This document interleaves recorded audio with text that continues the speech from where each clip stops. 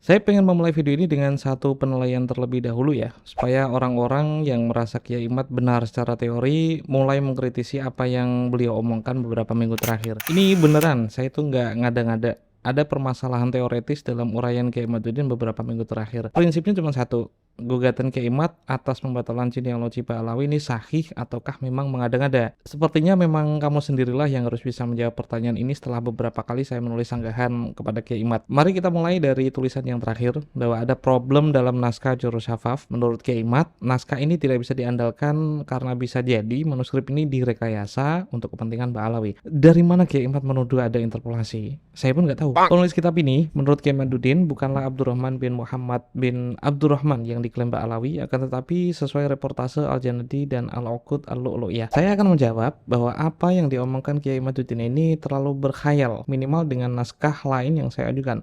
Dan kamu semua sepertinya harus berani menilai kenapa Kiai Imaduddin bisa melakukan penilaian yang sehalu ini. Memang boleh ya sehalu ini ya.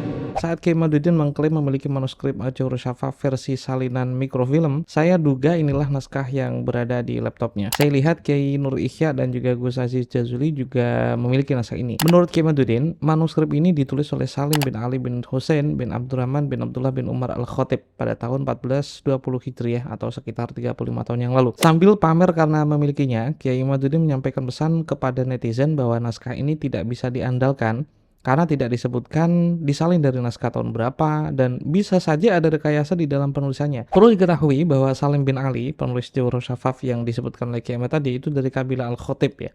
Artinya dia bukan seorang Ba'alawi. Dan dugaan Kiai Imad bahwa Al-Khatib, penulis Al-Jawhar Syafaf, tidak dikenal atau majhul, itu bisa jadi benar jika Kiai Imad hanya ongkang-ongkang di rumah sambil berselancar di Google. Beda ceritanya jika akses internet yang beliau miliki dipakai untuk berkorespondensi dengan sejarawan Oman atau sejarawan asal Yaman, seperti Dr. Yuslim Abdun Nur misalnya. Ia menelaah Al-Jawhar Syafaf sebagai diktat berjudul Manhajul Khatib At-Tarimi wa Madatuhu At-Tarikhiyah fi Kitabihi Al-Jawhar Asy-Syafaf. Diktat ini diterbitkan sekitar tahun 2014 atau sekitar 9 tahun yang lalu. Sepanjang pelacakan saya, selain disimpan di Yaman yaitu di Maktabah Al-Ahqaf dengan nomor penyimpanan 1212, naskah Jawhar Syafaf juga disimpan di Ma'had Makhtutat Al-Arabiyah di Kuwait. Saya memang belum bisa mendapatkan naskah dari negara ini ya. Namun informasi yang saya terima, di Yaman itu naskah Jawhar Syafaf ditulis beberapa kali atau disalin beberapa kali, dan yang sampai kepada Kiai Imad ialah versi termuda yang disalin sekitar tahun 1400-an Hijriah. Nah, mari kita buktikan apakah tuduhan Kiai Imad bahwa naskah ini direkayasa dan tidak sesuai aslinya, ataukah tuduhan ini hanya khayalan mas-mas halu dari Banten yang cuma mengandalkan Google untuk membatalkan Ba'alawi.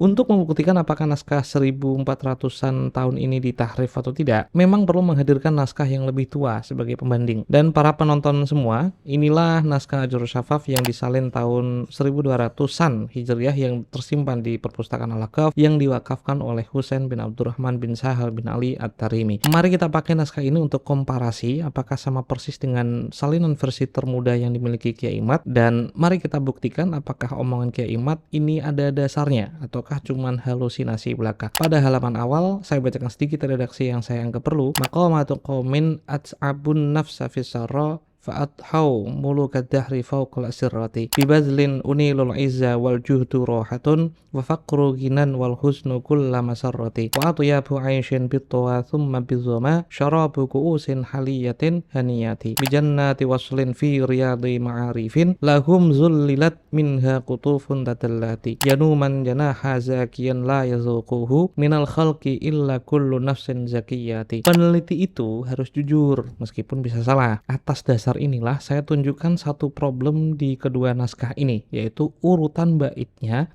ada yang berbeda. Bait bijannati waslin dan januman janaha itu terbalik antar kedua naskah. Dan manakah yang benar? Wallahu a'lam. Tapi jika punya zauk yang baik, seharusnya versi manuskrip termuda lah yang benar dari segi susunan. Dari sini tidak ada bukti ada tahrif atau interpolasi atau pengubahan redaksi dari Ba'alawi untuk naskah Jawhar Syafaf. Yang terjadi hanya kekeliruan penulis naskah yang salah mengurutkan syairnya doang. Sami'tu Syekh As-Shalih Al-Wali Muhammad bin Hasan Al-Muallim Abi Alawi radhiyallahu an wa ghairahu min as-thiqat yaqul kana Syekh Al-Kabir Al-Arif Bahrul Ulum wal Ma'arif wa Matalul Anwar wa man Manbaul Asrar, Umdatus Salikin, wa Qudwatul Arifin, Al-Alim Ar-Rabbani Ali bin Ali Khaliq Qasam. Bahkan gelarnya pun persis. Demikian juga redaksi sehalaman ini. Al-Hikayatu Tsaniyah, rawaina anna Syekh Al-Kabir Al-Arif billah ta'ala asy-syahir dzil karamat al-bahirah wal ayatiz zahirah wal barakatil ghamirah wal maqamatil aliyah wal ahwalis saniyah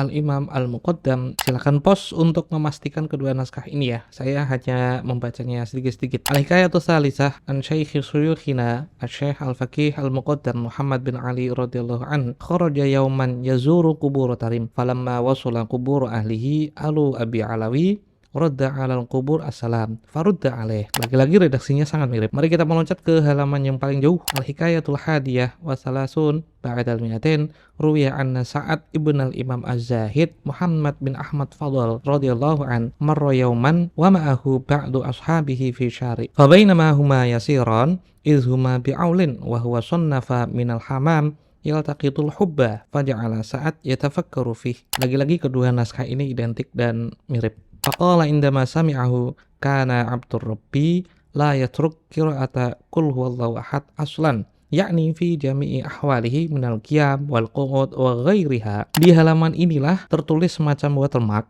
di naskah termuda yang menjelaskan pada hari apa salinan ini ditulis dan oleh siapa ia ditulis. Rampung penyalinan ini bertepatan pada hari Rabu tanggal 21 Safar tahun 1408 Hijriah di Mekah Al-Mukarramah, ditulis oleh Salim bin Ali bin Husain bin Abdurrahman bin Abdullah bin Umar Al-Khatib. Bagaimana saya tahu kalau naskah perbandingan ini lebih tua? Maksudnya naskah milik saya apakah benar-benar tua? Dari mana saya bisa tahu? Dari watermark yang saya temukan dalam halaman awal naskah. Kitab ini diwakafkan oleh Husain bin Abdurrahman bin Sahal bin Ali pada tahun 1278 Hijriah atau sekitar 200 tahun yang lalu. Tanda watermark inilah yang lazim ditulis oleh orang di masa lalu ya. Bukti material dari catatan personal intelektual di masa lalu yang melalui mereka kita di zaman sekarang itu bisa menikmati ilmu sampai kepada penulisnya lewat isnad. Buktinya, sekadar contoh, pada juz keempat Sunan Al-Ma'surah karya Imam Syafi'i, ada redaksi yang mirip yang bukan dari badan redaksi matanya. Qara'a alayya jami'a hadzal juz wa ma qablahu, maksudnya juz ketiga ya, karena ini juz 4. Abul Maimun Abdul Wahab bin Atik bin Hibatullah bin Wardan wa sami'a bi qira'atihi waladuhu Abdul Qasim Hibatullah wa dzalika bi haqqi sima'i wa syaikhi Abdul Qasim ila anqal sanata khamsin wa thamanin wa khamsami'ah. Jadi ada orang yang mendapatkan ijazah kitab As-Sunan Al-Ma'thurah dari Abdul Maimun pada tahun 585 Hijriah dan ia tulis di badan naskah untuk diketahui orang-orang dari mana yang mendapatkan sanad keilmuannya dan tahun berapa ia rampung mengaji kitab ini. Kiai Ahmad boleh mencoba cara ini pada redaksi-redaksi yang lain, entah itu acak maupun berurutan. Tentu saja harus mendatangkan naskah yang lebih tua dari versi milik saya, biar beban pembuktiannya tidak mengada-ngada, tapi naskah melawan naskah, manuskrip melawan manuskrip, redaksi melawan redaksi, harfan. Seperti yang Kiai Madudin tahu, penuduh itu kan wajib mendatangkan bukti. Tapi harus bukti beneran ya, bukan bukti-bukti halu. Nah, pada pasal ini kita bisa mengambil kesimpulan, naskah yang dimiliki Kiai Madudin ternyata identik dan cukup mirip dengan naskah yang lebih tua. Dan tuduhan ada tahrif dan interpolasi tidak terbukti secara faktual. Untuk membuktikan apakah jurus syafaf yang Kiai Ahmad miliki, yaitu naskah tahun 1400-an tadi benar-benar diinterpolasi Ba'alawi, ada cara selain konfrontasi naskah seperti yang saya lakukan tadi. Jika konfrontasi dengan naskah yang lebih tua tidak bisa dipercaya atau Kiai Ahmad ragu, saya mengusulkan cara lain, yaitu memvalidasinya dengan sumber sezaman atau yang paling mendekati. Artinya harus ada dalil yang lebih tua dari kedua naskah yang kita miliki untuk perbandingan. Sumber sezaman ini kan selalu diomongkan Kiai Ahmad di mana-mana, di dalam setiap roadshow yang dia tampilkan. Seperti yang kita tahu, Qiladatun Nahar itu ditulis oleh At-Thayyib Bamakhramah yang hidup tahun 870 sampai 947 Hijriah. Artinya dia adalah orang yang paling mendekati dengan Abdurrahman Al-Khatib yang wafat pada tahun 855 Hijriah. Kebetulan saya memiliki manuskrip aslinya. Jika Anda berselancar di Google, Al-Aloka juga menggugahnya. Tapi ada watermark dari Aloka di setiap halaman manuskrip ya. Ya tentu saja lowong ini gratis. Namun saya memakai versi yang beredar umum saja. Dan di Maktabah Syamilah ada juga supaya semua orang bisa membacanya. Qiladatun Nahar ini akan kita pakai untuk memastikan apakah naskah yang dimiliki oleh Kiai Ahmad berjudul Ajrus Syafaf ada interpolasi dan ditahrif oleh Ba'alawi. Kana bainal Imam Salim wa zaujatihi ahdun anna man mata minhuma qabla sahibihi alla yatazawwajal hayyu minhuma ba'dah. Famatal imam awalan fatasara'an nasu ila khidbati zaujatihi wa tatawalu fil khidbah famtana'at min dzalika lil ahdil mazkur. Kutipan Qiladatun Nahr itu ternyata sama persis dengan Ajrus Syafaf al-Hikayatut Tasi'ah halaman 62. Warwaina anna ba'dul mauta kubiro ila janibi qabri Syekh Ali bin Alwi al-Mazkur falamma udkhila qabrahu (2) fazi'a minhu wa qila lah atafza'u anta ila janibi Ali bin Alwi khaliqasam. Kutipan Qiladatun Nahr memang tidak sama persis karena ada tanda 2 titik. Ini indikasi bahwa muhakkiknya agak buram melihat naskah asli Qiladatun Nahr.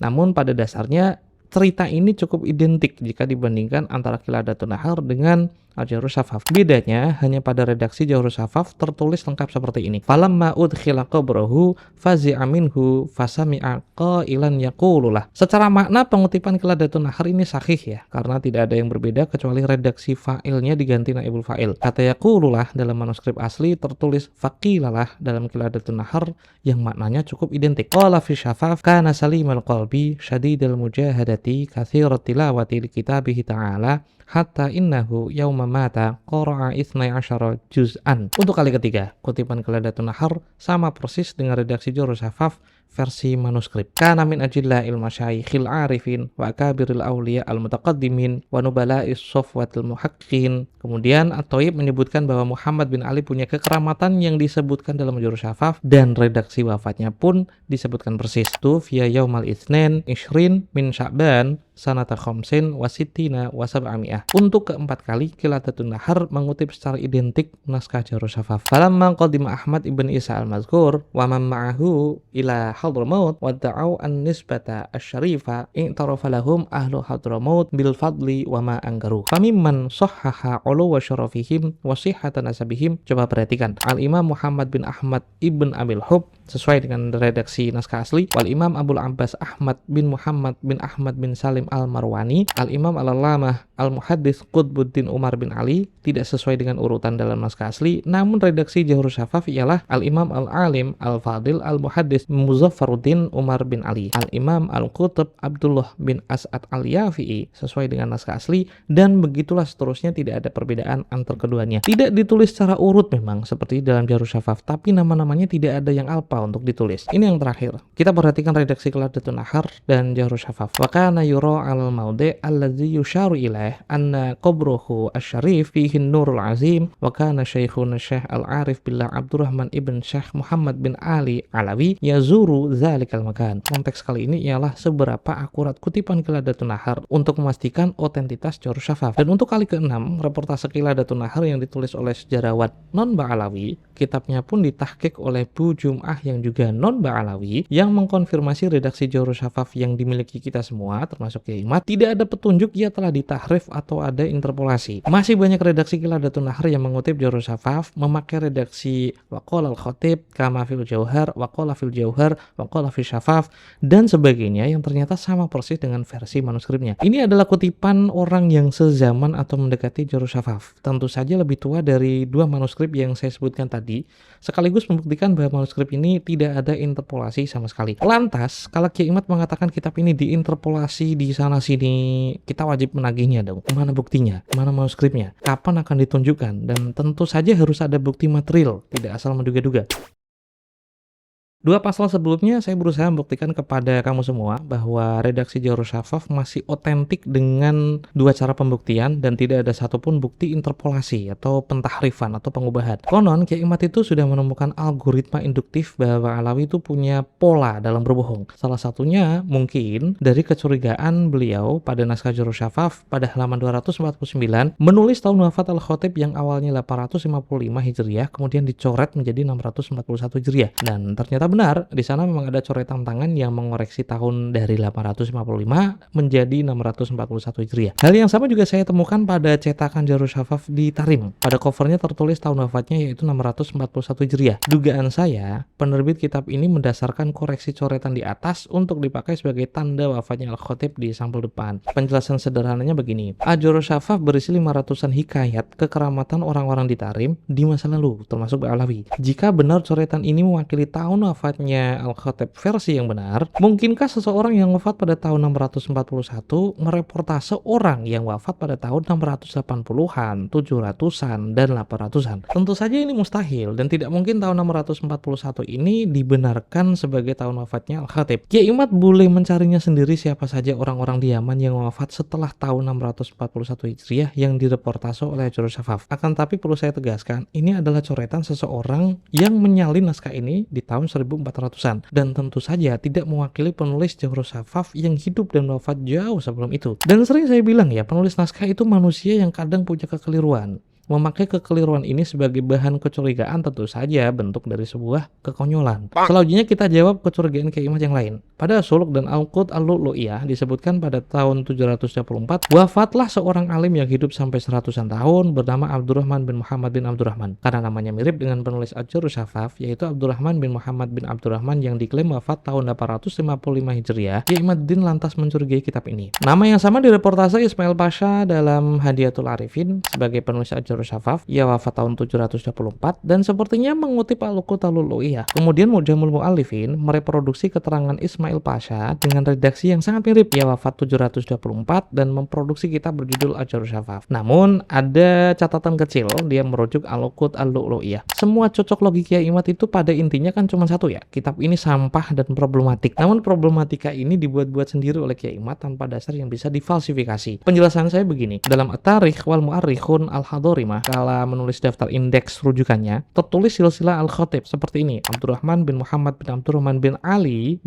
bin Muhammad Al-Khatib. Saya tulis ulang, Abdurrahman bin Muhammad bin Abdurrahman bin Ali bin Muhammad Al-Khatib. Kita bandingkan silsilah Al-Khatib dari naskah Jarus Syafaf. Ada sedikit perbedaan dan lengkapnya begini: Abdurrahman bin Muhammad bin Abdurrahman bin Ali bin Muhammad Al-Khatib. Saya ulangi, Abdurrahman bin Muhammad bin Abdurrahman bin Ali bin Muhammad Al-Khatib. Ada sedikit perbedaan, yaitu bin Muhammad ini di naskah sebelumnya tidak ada, tapi di dalam naskah manuskrip ada. Manakah yang benar? Kita coba memakai sumber sezaman atau yang paling mendekati, yaitu Qiladatun Nahar ketika menulis ayah Al-Khatib yang bernama Muhammad. Nama ayah Al-Khatib secara lengkap ialah Muhammad bin Abdurrahman bin Ali bin Muhammad bin Ali bin Muhammad bin Ali bin Ibrahim Al-Khatib, wafat tahun 808 Hijriah. Redaksi tahun wafatnya juga bisa Kiai Imad dapatkan dalam naskah Jarus Syafaf loh. Nambah satu kutipan yang sesuai dengan naskah aslinya. Maka silsilah pengarang Jarus Syafaf ialah Abdurrahman bin Muhammad bin Abdurrahman bin Ali bin Muhammad bin Ali bin Muhammad bin Ibrahim Al-Khatib. Dan kita mulai membandingkan silsilah Abdurrahman bin Muhammad yang direportase As-Suluk dan Al-Qud Al-Lu'lu'iyah. Abdurrahman bin Muhammad bin Abdurrahman bin Muhammad Abul Hasan Al-Hadrami. Abdurrahman yang wafat tahun 724 Hijriah ini memang mempunyai nama yang mirip. Ayahnya juga mirip, begitupun kakeknya. Tapi ia adalah manusia yang berbeda dengan Abdurrahman yang wafat tahun 855 Hijriah karena 4 macam perbedaan.